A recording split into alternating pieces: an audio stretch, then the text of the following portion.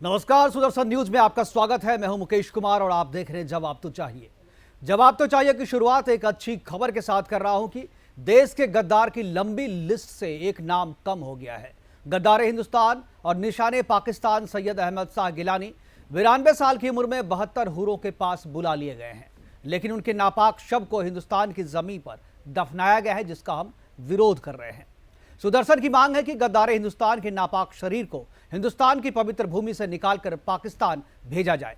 गिलानी की मौत का मातम मनाने वाले इमरान खान, जिसने गिलानी के सम्मान में अपना झंडा झुकाया है, अफसोस जाहिर किया है और आप गिलानी के शान में कसीदे पढ़े हैं और जिंदगी भर भारत विरोध के लिए उसे पैसे और संसाधन उपलब्ध करवाता रहा है, वही इमरान खान इस देशद्रोही के शव को भी ले जाए और इस्लामाबाद में अपने घर में उसे दफनाए।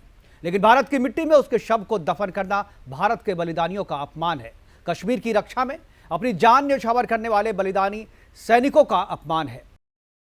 सुदर्शन की मांग है कि वो गिलानी के शव को भारत भूमि से निकालकर पाकिस्तान भेजे और भारत की पवित्र मिट्टी गद्दारों के लिए बिल्कुल नहीं है, यह संदेश दे। इसी मुद्दे पर आज हम बात करेंगे और बात करने के लिए हमारे साथ कुछ मेहमान होंगे जिनसे हम आपको परिचय करवाएंगे। लेकिन पहले देखते हैं कि क्यों हम मांग कर रहे हैं कि गिलानी को पाकिस्तान में दफनाना चाहिए। हम उनके कुछ कृत्य को, कुछ उसके डायलॉग को आपको सुनाते हैं, कुछ उसके भाषण को आपको सुनाते हैं। उसके बाद आप भी हमारी मांग के साथ नहीं उठ खड़े हुए तो वही एक बात हुई। आप पहले गिलानी के कुछ बात को सुनिए, उसके बाद चर्चा को आगे बढ़ाएंगे और अपने कुछ मेहमानों से आपका परिचय कराएंगे। नारे तकबीर, नारे तकबीर, इस्लाम इस्लाम इस्लाम। हम क्या चाहते हैं, हम क्या चाहते हैं, हम क्या चाहते हैं? आजादी का मतलब क्या? आजादी का मतलब क्या? आजादी का मतलब क्या?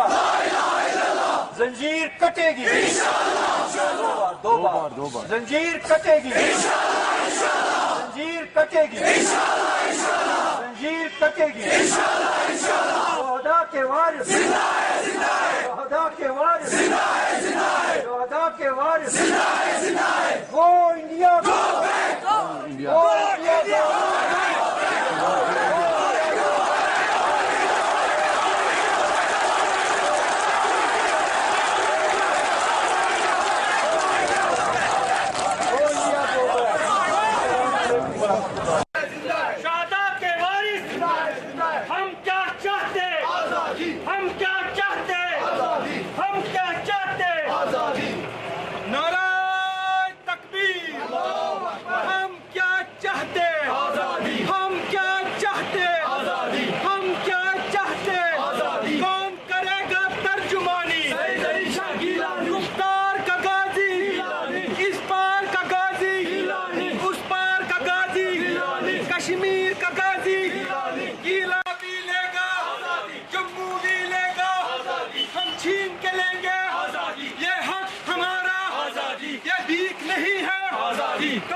बीएचपी सुन ले, एडवाणी सुन ले, राजनाथ भी सुन ले, मोदी भी सुन ले।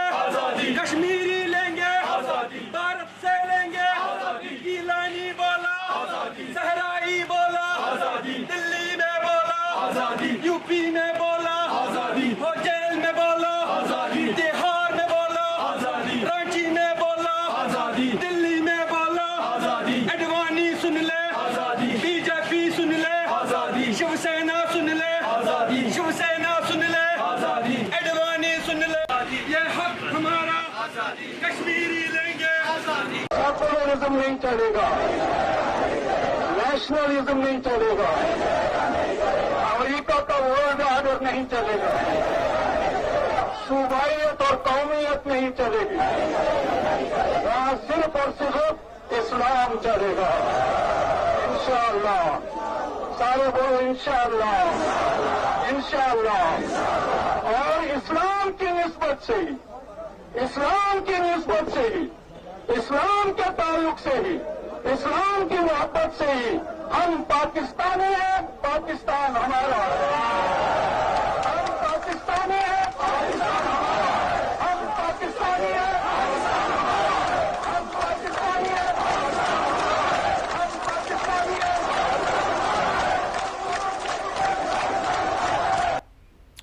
ये तो कुछ वीडियो थे अहमद शाह गिलानी के, जिसको देख करके आपका भी खून खौल रहा होगा। लेकिन इस देशद्रोही का समर्थन करने वाले और इसकी मौत पर मातम मनाने केवल पाकिस्तान में ही नहीं बल्कि हमारे देश में भी है जिनको कुछ इनकी मौत का गम है। हमारे साथ केसी त्यागी की बाइट है। केसी त्यागी की बाइट एक बार सुनते हैं, उसके बाद अपने मेहमानों से आपका हम परिचय करवाएंगे। और पहले केसी त्यागी को सुन लेते हैं। वैचारिक तौर पर कश्मीर के मामले को लेकर के श्री गिलानी जी से हम अलग राय रखते रहे हैं, लेकिन उनका निधन एक दुर्भाग्यपूर्ण दुर्घटना है, घटना है, और हम उनके संतृप्त परिवार को के साथ चलेंगे हमारे मेहमानों के पास। हमारे साथ मेहताब उस्मानी है, मुस्लिम स्कॉलर, वो हमारे साथ जुड़ गए हैं। वरिष्ठ पत्रकार प्रेम कुमार हमारे साथ जुड़े हैं और इसके अलावा विठल चौधरी कश्मीरी पंडित हैं, वो निर्वासित कश्मीरी हैं और दिल्ली में आकर रह रहे हैं। इनसे हम बात करेंगे। सभी मेहमानों का स्वागत है। और सभी मेहमानों से मेरा पहला सवाल यही कि जिस तरीके से सुदर्शन ने यह मांग उठाई है कि गिलानी जो कि गद्दार हिंदुस्तान हम लोग से कह रहे हैं, गिलानी शुरू से आखिरी तक, जब से पैदा हुआ तब से लेकर मरने तक भारत का विरोध करता रहा। कभी भी गिलानी ने कश्मीर को भारत का हिस्सा नहीं माना, भारत की सेना का विरोध करता रहा, भारत की सरकार का विरोध करता रहा। और अब उसकी मौत के बाद से उसकी लाश को, उसकी बॉडी को कश्मीर में दफनाया गया है, जिसका हम विरोध कर रहे हैं कि भारत की सरजमी पे उसकी लाश को, उसकी बॉडी को नहीं दफनाया चाहिए। और जो पाकिस्तान की सरपरस्ती वो यहाँ पर करता था, जिस पाकिस्तान के लिए वो काम करता था, उसी पाकिस्तान में उसके शरीर को भेज दिया जाए, ये हमारी मांग है। और इसी पे हम सबसे पहले प्रतिक्रिया चाहेंगे। हम मेहताब उस्मानी जी, मैं आपसे चाहूँगा, उसके बाद विठल जी, उसके बाद प्रेम कुमार जी, बारी बारी से मैं आप लोगों की प्रतिक्रिया चाहूँगा, उसके बाद हम चर्चा की शुरुआत करेंगे। सबसे पहले मेहताब उस्मानी जी, आपकी क्या प्रतिक्रिया, क्या हम जो ये मांग कर रहे हैं आप उसका समर्थन करते हैं या आपकी कुछ अलग राय है? मेहताब उस्मानी से लगता है संपर्क नहीं हो पा रहा है। हम प्रेम शुक्ला जी, मैं आपके पास आना चाहूँगा। प्रेम कुमार जी। प्रेम कुमार जी, प्रेम कुमार जी। देखिए मुकेश जी, आपने एक बात कही कि गिलानी जन्म से लेकर के आप हमेशा भारत के खिलाफ रहे। उनका जन्म कब हुआ था? लाहौर में, 1929 में। हाँ। 1929 में। हाँ। और तब अगर वो भारत के खिलाफ रहे थे तो इसका मतलब क्या है? या तो आप फैक्चुअली गलत बोल रहे हैं, आप बिल्कुल शब्दशः 47 के बाद जब वो कोई बच्चा पैदा, जन्म से लेकर के जब से उसकी विचार करने की शक्ति हुई, तब से, जब से भारत का विभाजन हुआ, पाकिस्तान अलग हुआ, उसके बाद से कहने का आप बिल्कुल वर्ड फॉर वर्ड जा करके मत जाइए इस पे। जी, तो मैं ये दर्शकों के लिए ये क्लैरिटी देते हुए क्लियर कर दिया, अच्छी बात है। जी, आपका जो प्रश्न है, देखिए अंतिम जो संस्कार होता है व्यक्ति का, आज भी गिलानी, मोहम्मद शाह अली गिलानी ने जो अंतिम इच्छा व्यक्त की थी जहां उनका अंतिम संस्कार किया जाए, उसका पालन तो आज भी नहीं हुआ। और मरने के बाद उनको कहां दफनाया जाता है या किसी भी व्यक्ति को, तो वो अगर सरकार दफनाती है तो अपने हिसाब से दफनाती है और सरकार ने वो डिसीजन लिया है। अब ये अपने जो नारे दिखाए गिलानी के, जो भारत विरोधी नारे हैं, जिसको हम आप नहीं पचा सकते, ये आवाज पहले तो सिर्फ जिन लोगों के बीच में गूंज रही थी, उन्हीं लोगों के बीच में गूंज रही थी, लेकिन आपने सालों बाद पूरे हिंदुस्तान को वो आवाज सुनाई। वाह, पूरे हिंदुस्तान को। आप ही जैसे जो समर्थक होते हैं ना, जो अपनी विद्वता का जो प्रयोग है वो इसी तरीके से जस्टिफाई करने में लगाते हैं। ये पब्लिक डोमेन में ये चीजें आज से नहीं, वर्षों से है। और आप अगर गूगल पे जाएंगे, आप अगर यूट्यूब पे जाएंगे, तो आपको इससे, ये तो मैंने तो केवल 3 दिखाए, ऐसे दर्जनों ऐसे वीडियो वहां पर भरे पड़े हैं। इसलिए केवल हमारे दिखाने से हिंदुस्तान नहीं, और हम अगर दिखाए हैं और उन्होंने देखा है तो मैंने उनकी आंख खोलने के लिए देखा है। आप जैसे लोगों की नजरें खुले, आंखें खुले, और वो जान पाई कि असली गिलानी कौन है। क्योंकि आज भी आप कह रहे हैं कि उनका आखिरी इच्छा थी जहां, वहां उनको नहीं था। हम आखिरी इच्छा क्यों उनकी पूरी करें? उनकी इच्छा तो थी जो कि भारत को कश्मीर से अलग कर दे, वो इच्छा भी पूरी करें क्या? मरते समय अगर वो ये कह के जाता कि कश्मीर को भारत से अलग कर, तो क्या वो इच्छा भी पूरी होनी चाहिए थी? गजब बात कर रहे हैं आप प्रेम कुमार जी, देखिए गजब बात कर रहे हैं आप। हर कोई अंतिम गति को प्राप्त होता है। हाँ, और होता अंतिम इच्छा की देखी जाती है, परिवार के लोग देखते हैं, सरकार नहीं जिसको फांसी पे लटकाया जाता है उससे भी पूछा जाता है, और ये फांसी पे लटकाने के लायक था। देशद्रोही की सजा जो है फांसी होनी चाहिए थी, सामान्य मौत उसकी हुई। यही आप अदालत हैं क्या? नहीं, अदालत नहीं है, अदालत हम नहीं है, लेकिन देशद्रोह की सजा क्या होती है वो सब जानता है, क्योंकि उस पर मुकदमा, देशद्रोह की सजा क्या होती है वो आप भी जानते हैं। और 124A के तरह मुकदमा था उस पर, ऐसा कह दीजिए नहीं था, मुकदमा था ना, 124A के तहत, देशद्रोह के तहत मुकदमा था ना। तो अगर सजा होती तो फांसी ही होती ना। जो आदमी चलिए, आपने- ओसामा बिन लादेन को समर्थन दे रहा है, जो अफजल गुरु का समर्थन कर रहा है, आप उसको कह रहे हैं कि उनकी अंतिम इच्छा पूरी होनी चाहिए। मैं आपके विवेक को धन्यवाद करता हूं, सलाम करता हूं, नमस्कार करता हूं आपके विवेक को। कि एक व्यक्ति जिसके पूरे राजनीतिक अतीत को रख करके जिससे आप या हम सहमत नहीं है, हाँ। उसको में अंतिम ये इच्छा से जोड़ रहे हैं या मृत्यु से जोड़। अरे मृत्यु तो हर व्यक्ति की होती है, कौन नहीं मरता है? क्या उस मृत्यु के अंतिम संस्कार को पूरे उसके करियर से जोड़ करके हम डिसीजन लेंगे? ये भावनाएं भड़काने का काम है। ये जो नारे आप लगा रहे हैं ना, बहुत हाँ। साल पहले दब गए। जो अशांति दब गई, शांति की ओर बढ़ रहा है, उसको आप पूरे हिंदुस्तान में जगा रहे। जो काम गिलानी कहना चाहते थे अपने जीते जी, वो मरने के बाद आप उनका मकसद पूरा कर रहे हैं मुकेश जी। आप देश के खिलाफ काम कर रहे हैं। मैं उनका मकसद नहीं पूरा कर रहा हूं, उसका मकसद आप पूरा कर रहे हैं। और केसी त्यागी जैसे लोग जो उनके समर्थन में आज भी जिनको दुख हो रहा है उनकी मौत पे, वो लोग उसके मकसद को पूरा कर रहे हैं। हम तो दिखा करके सबकी नजरें खोल रहे हैं, आंखें खोल रहे हैं कि आप देखो, पहचानो गिलानी को, जिसको पाकिस्तान निशाने पाकिस्तान की उपाधि देता है, जिसके शान में पाकिस्तान अपना राष्ट्रीय ध्वज झुका लेता है। उस गिलानी का असली चेहरा क्या है, उस असली चेहरे को हम दिखा रहे हैं। हम आंखें खोल रहे हैं लोगों की। आप जैसे लोग कर रहे हैं ये बात, जो आप हम पे इल्जाम लगा रहे हैं, वो आप कर रहे हैं। गुजर गया, उसके शब्दों को आप चैंपियन कर रहे हैं। आप अपने चैंपियन, आप सुदर्शन पूरी दुनिया में देखा जाता है, पूरी दुनिया में आप गिलानी की आवाज को बुलंद कर रहे हैं। आप गुनहगार हैं। पूरी दुनिया के सामने में उसे एक्सपोज किया जा रहा है। आप इस बात को क्यों नहीं समझ रहे हैं? पूरी दुनिया के सामने एक्सपोज कर रहे हैं, पूरी दुनिया के सामने वो देशद्रोही था ये बात साबित कर रहे हैं। क्योंकि आज से पहले तो आप नहीं कहते थे, आज से पहले कोई गिलानी को कहा क्या देशद्रोह है? आज से पहले भी तो वो पाकिस्तान परस्त था ना। किसी ने कहा क्या? किसी ने कहा क्या? आखिर मरने के बाद भी क्या उसकी अंतिम इच्छा पूरी करें? हम अपनी जमीन पे उसे क्यों दफनाएं? ये एक बात बता दीजिए, क्यों दफनाएं अपनी जमीन पे? जो कभी भारत का नहीं हुआ उसको भारत की जमीन क्यों दें? हम मरने के बाद क्यों दें? क्या तर्क है इसको? आंखें खोल रहे हैं। अरे ये नफरत फैलाने का काम है। नफरत फैलाने का नाम काम नहीं है। नफरत आप लोग अंदर से फैला रहे हैं, आप जैसे लोग हैं वो फैला रहे हैं। मेहताब उस्मानी जी, क्या कहेंगे आप? सुदर्शन की मांग है कि गिलानी के शव को जो दफनाया गया है कश्मीर में, वहां से निकाला जाए और उसके पाकिस्तान के सुपुर्द किया जाए, पाकिस्तान में दफनाया जाए। किसी भी गद्दार के लिए जो देश के टुकड़े करना चाहता है, जो कभी भी कश्मीर को भारत का अंग नहीं मानता है, जिसको निशाने पाकिस्तान देता है, जिसकी शान में इमरान खान अपना राष्ट्रीय ध्वज झुकाता है, उसके शव को भी पाकिस्तान ही ले जाया जाए, वहीं पे दफनाया जाए। भारत की जमीन पर जो है, भारत की भूमि पर उसके लिए कोई जगह नहीं है। मैं ये कह रहा हूं, हमारी ये मांग है। आप हमारी मांग से कितना समर्थन रखते हैं? सर, गिलानी गद्दार है, उसके मरने के बाद पता चला। नहीं, पहले से था तो जिंदा नहीं दफना देते ना उसे? नहीं, जिंदा नहीं दफनाते, लेकिन कार्रवाई तो कर सकते हैं। कार्रवाई जब हो रही की थी, अभी वो नजरबंद था। वो नजरबंद था। एनआईए उसकी जांच कर रही थी, ईडी उसकी जांच कर रही थी, लेकिन ये कोई मामला नहीं है। अब तो हटाने के लिए नजरबंद किया ना आपने, कोई कार्रवाई नहीं की। ये राजनीति ना करें, उसके मरने के बाद राजनीति करने का कोई फायदा नहीं है। ये जिंदा रहने पे अगर हिम्मत ये देखिए ना राजनीति, देशद्रोह का मामला डाल के अंदर डालते जेल में, हिम्मत थी तो नजरबंद क्यों किया? जेल में डालते जब वो देशद्रोह। भाई, तो ये सवाल आप सरकार से पूछेंगे ना। मैं थोड़ी था वहां पर उनको जेल में डालने वाला या उन पे कार्रवाई करने वाला। ये सरकार से पूछिए, पूछ सकते हैं। हम भी पूछ रहे हैं, हम भी चाहते हैं जेल में डाल। उसे तो फांसी होनी चाहिए थी। हम तो ये चाहते थे कि फांसी हो उसे। मरने के बाद एक आदमी को कहते हो कि वो गद्दार था, आप वो प्रूफ कैसे करेगा भाई? जिंदा हो वो तब आपको प्रूफ करके दिखाए कि वो गद्दार था या नहीं था। तो आप उसे गद्दार मानते, आप उसे गद्दार मानते हैं कि नहीं, ये बताइए। आप मानते हैं गद्दार? मैं तो बिल्कुल नहीं मानता। मैं गद्दार क्यों मानूं भाई? प्रूफ करते आप गद्दार था तभी तो मानते। सरकार ने टैग लगा दिया था क्या उस पर गद्दारी का? नहीं, तो उसके जो वीडियो देखे, उसके जो वीडियो आपने देखे, क्या उसके आधार पे आप उसे उसको क्या कहेंगे? ऐसे आपके जो आदमी खुलेआम पाकिस्तान अपने आप को वीडियो होते हैं, वीडियो पे देख के गद्दार ठहराओगे क्या आप किसी को? देखो मेहताब उस्मानी जी, आप जैसे लोगों के कारण ही इन लोगों का मनोबल बढ़ता है और उनके पीछे इतना। किसी अदालत ने प्रूव किया कि वो गद्दार था? तो किसी अदालत ने क्या उसे राष्ट्रभक्त देशभक्त का तमगा दिया था? आप दे रहे तमगा उसे, आप दे रहे तमगा।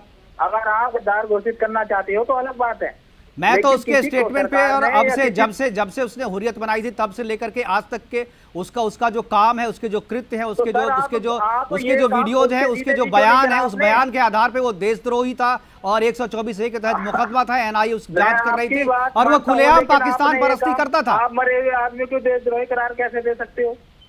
आप बता दीजिए। वो प्रूफ कैसे करेगा कि मैं देशभक्त था? बताओ कैसे नहीं, आप करेगा जैसे proof? लोग आप हैं ना बताइए। प्रूफ करने के लिए, उसे जिंदा होने की जरूरत नहीं है। नहीं, आप लोग तो मैं प्रूफ कह कर रहा रहे हैं हूँ, ना। बात है, मैं कह तो आप बता जैसे रहा लोग हूँ, हैं मान यहाँ पर लोगे। प्रूफ करने के लिए, आप मेरी हैं, बात प्रेम मान लोगे कुमार आप। हैं और भी बहुत सारे लोग हैं जो करेंगे। मेरी आप बात मान उन्हें लोगे कर देंगे, आप, उन्हें वो तो या मरने के प्रेम बाद कुमार इसीलिए जी की, या इसीलिए मेरी तो उसे बात यहाँ है, की आप जमीन, यहाँ की जमीन जो उसे मिली है दफन करने के लिए, वो आप जैसे लोगों के कारण ही मिली। हमारे साथ वित्तल चौधरी जी है। वित्तल चौधरी जी, मैं आपकी प्रतिक्रिया जानना चाहूंगा। और जो मांग हम करें, ठीक है उस्मानी जी, मैं आऊंगा आपके पास। वित्तल जी, जो मांग हम कर रहे हैं कि भारत की जमीन पे गिलानी को दफनाने के लिए जगह नहीं मिलनी चाहिए, उसको यदि दफना दिया गया है तो उसको वहां से निकाल करके पाकिस्तान के सुपुर्द उसके शव को किया जाना चाहिए, पाकिस्तान में ही दफनाया जाना चाहिए। क्या कहेंगे आप? जी मुकेश जी, मेरी आवाज आपको आ रही है? बिल्कुल आ रही है मुकेश जी, मैं आपकी बात से एग्री नहीं करता हूँ। गिलानी का नाम ही गिलान से आता, वो ईरान से था, वॉज नॉट इवन कश्मीर से। तो इनको वापस ईरान जाके ही दफना देना चाहिए। पाकिस्तान तो हमारा ही है, वो हमारे अखंड राष्ट्र का हिस्सा है, वहां पे भी जमीन नहीं मिलनी चाहिए। दूसरी बात यहाँ पे प्रेम कुमार जी, मेहताब जी की तो मैं बात सुन नहीं पाया, लेकिन जैसे आप उनको रिप्लाई कर रहे थे, आई कुड अंडरस्टैंड कि वो क्या बोलना चाहते हैं। देखिए प्रेम कुमार जी, देखिए मैं हूँ कश्मीर से, मैं कश्मीरी पंडित हूँ। ये गिलानी जैसे लोगों की वजह से ही मेरी एक पूरी जनरेशन एग्जाइल में, निष्कासन में की मर गई है। एक और जनरेशन कतार पे है जिनकी मृत्यु हो जाएगी, और मेरी जनरेशन भी यहीं पे गिलानी जैसे लोग जो आज भी कश्मीर में हैं उनकी वजह से ही होगी। मुझे बेहद बेहद दुख होता है जब आप जैसे लोग जो अपने आप को पत्रकार कहते हैं और स्कॉलर्स कहते हैं, वो ऐसे आतंकवादियों को जब पनाह देते हैं, उनको इकोनोरेट करते हैं सिन से। देखिए हमारी संस्कृति में रावण को आज भी जलाया जाता है क्योंकि उन्होंने दुष्कर्म किए थे। तो गिलानी के मरने के बाद आपके लिए जो उनका प्रेम जाग गया है, ह्यूमैनिटी जागी है, दैट इज एब्सोल्युटली रॉन्ग, वो गलत जागी है। आप इस बात को समझने की कोशिश कीजिए। ये जो नारे लगे हैं, ये नारे हमने सुने हैं, ये आज दोबारा और हर जगह जहां भी हमें मौका मिलेगा हम इन नारों के बारे में बात करेंगे, क्योंकि वो हमारी भारत की अखंडता, हमारे कॉन्स्टिट्यूशन की अस्मियता पे निशान डालते हैं। किस पाकिस्तान की वो बात करते हैं? कश्मीर में किस इस्लाम की बात करते हैं? जिस इस्लाम ने कश्मीरी पंडितों को विस्थापित किया, जिनका निष्कासन किया, जिनका जेनोसाइड हुआ, उस इस्लाम को स्थापित करने की बात जो आदमी करता है, उसके बारे में जितना आप दिखाओगे उतना कम है। मेरी शिकायत तो सुदर्शन न्यूज से ये है कि डेली इसके बारे में चलना चाहिए, कि नहीं चलाते हैं डेली ये लोग। सुदर्शन न्यूज जो नेशनलिस्ट नेटवर्क है, गिलानी के बारे में, यासीन मलिक के बारे में डेली एक न्यूज चलनी चाहिए और बोलना चाहिए कि इनके मंसूबे क्या है कश्मीर में, कैसे कश्मीरी पंडित वहां पे खत्म हो गए, 100% की पॉपुलेशन कैसे लेस देन 1% रह गई है। पिछले 700 साल में कितने निष्कासन, कितने जेनोसाइड हुए, इन जैसी इसी सोच के कारण हुए। और जो इस सोच के साथ है ना, जो गिलानी जैसे लोगों के लिए थोड़ा सा भी प्रेम रखते हैं, वो राष्ट्रद्रोह करते हैं। उनके ऊपर भी राष्ट्रद्रोह के मुकदमे चलने चाहिए। बिल्कुल बिल्कुल बिल्कुल, आप सही कि राष्ट्रद्रोही का समर्थन करने वाला भी राष्ट्रद्रोही ही होता है। और जवाब दीजिए प्रेम जी, जवाब दीजिए। प्रेम, आपसे सवाल अभी तो वित्तल जी ने किया है, क्या जवाब है आपके पास? ये है कि इस देश में एक समस्या है कि या तो आप इसके साथ हैं या तो आप इसके खिलाफ हैं, बस यही है। हम मुकेश जी तो बिल्कुल ये तो सही है, या तो आपके आप उसके या तो आप समर्थन सच के में, साथ बीच का हैं, क्या या होता तो है? आप झूठ के साथ आप हैं। जब मतलब मौका परस्ती कहते हैं उसको, जो आप कहना चाह रहे हैं कि जब अपने मतलब की है तब उसके साथ हो गए, मतलब की नहीं है तो विरोध करने लगे। आपको तो या तो साथ होना चाहिए या साथ नहीं होना चाहिए, बीच का क्या रास्ता होता है? मैं समझ नहीं पा रहा हूँ आप क्या बोलना चाह रहे हैं। इस देश में हुर्रियत का जन्म 93 में हुआ। उससे पहले गिलानी विधानसभाओं में भी विधानसभा में भी कई बार जीत कर पहुंचे। ठीक है। और जब से उन्होंने ये रास्ता अपनाया, अलगाववाद का रास्ता अपनाया, इस अलगाववादी संगठन से अटल बिहारी सरकार को छोड़ करके किसी और ने बातचीत नहीं की, वार्ता नहीं की किसी और। भाई साहब, इस पे हम नहीं जाना चाहते, हम इस पे नहीं जाना चाहते। क्या वार्ता? मर गया, हम चाह रहे हैं आप 93 के बाद ही देशद्रोह किया ना, राष्ट्रद्रोह किया। 93 के बाद से बगावत की, तो बगावत की सजा तो मिलनी चाहिए ना। अब आप क्यों समर्थन कर रहे हैं? आप खुद कह रहे हैं कि 93 के बाद किया। अरे 93 के बाद किया, 94 के बाद किया, या जन्म से ही कर रहा था, कर तो रहा था ना। मरते समय तो देशद्रोही था ना, मरते समय तो देशद्रोही था ना। कर लीजिए, फिर मैं बोलता हूँ। हाँ है ना, मैं हर लाइन पे पूछे बोलेंगे तो मैं कैसे बोलूंगा? बताइए। देखिए, हिंदुस्तान में हुर्रियत अपने मंसूबे के साथ एक्टिव रहा। ये दुनिया ने देखा, ये दुनिया ने देखा कि हिंदुस्तान किस तरह का सहिष्णु देश है। ये हुर्रियत जैसे संगठन को भी यहाँ बर्दाश्त करता है, और संविधान के हिसाब से जब एक्शन होगा तब होगा, ये देखा दुनिया ने। लेकिन आज आपकी जो मांग है वो दुनिया को बताने के लिए कि देखो हम कितने असहिष्णु हैं कि मरने के बाद भी कब्र से मैं आप जैसा सहिष्णु नहीं होना चाहता, मैं आप जैसा सहिष्णु नहीं होना चाहता, मैं नहीं होना चाहता। और मैं चाहूंगा जो दर्शक हमें देख रहे हैं कि आप जैसा सहिष्णु नहीं हो, कि आपके सीने पे गोली चलाते रहे, आपके मुंह पे गाली देते रहे, आपके देश के टुकड़े होंगे ये कहते रहे और हम उसे बर्दाश्त करें क्योंकि हम सहिष्णु हैं। हम इतना सहिष्णु नहीं होना चाहते। प्रेम जी, मुझे बड़ा दुख हो रहा है आपको सुन करके, बहुत ही दुख हो रहा है मुझे, क्योंकि आप देश की आबो हवा को खराब कर रहे हैं। आप खराब कर रहे हैं, आप नहीं खराब कर रहे, मैं नहीं खराब कर रहा, मैं तो आंखें खोल रहा हूं। जो अब तक आंखों पे पर्दा आप लोगों ने डाल के रखा था और अभी भी डालने की कोशिश कर रहे, वो पर्दा हटा रहा हूं मैं।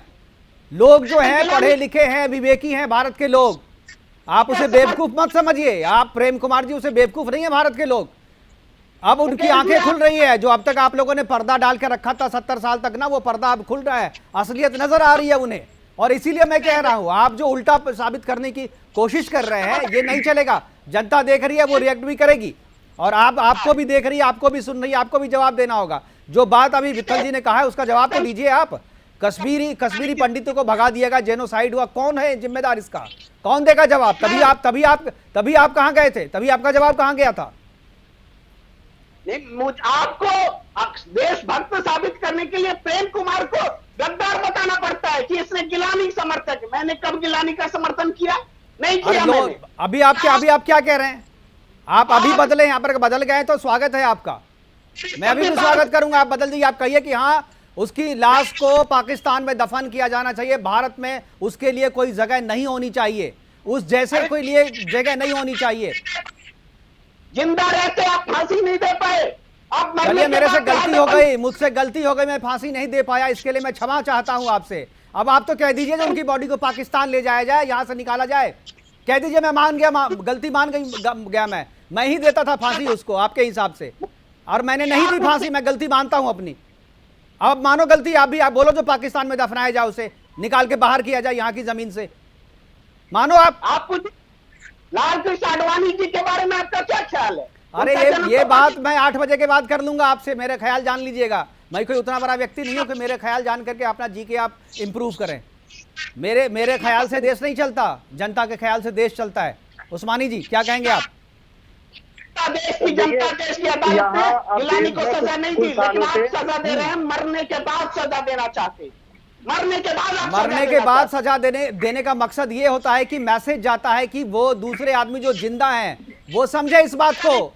जिंदा आदमी के को मैसेज देने के लिए मरे हुए आदमी पे भी कार्रवाई करनी होती है प्रेम कुमार जी। दूसरा कोई गिलानी पैदा ना हो इसके लिए सजा देनी पड़ती है, मैसेज देना पड़ता है, इस बात को भी समझिए। तो हमारे साथ बने रहिए हमारे सारे मेहमान। अभी वक्त एक छोटे से ब्रेक का, ब्रेक के बाद वापस आएंगे तो प्रेम कुमार जी, विठल जी और जो उस्मानी साहब हमारे हैं उससे चर्चा यूं ही जारी रखेंगे।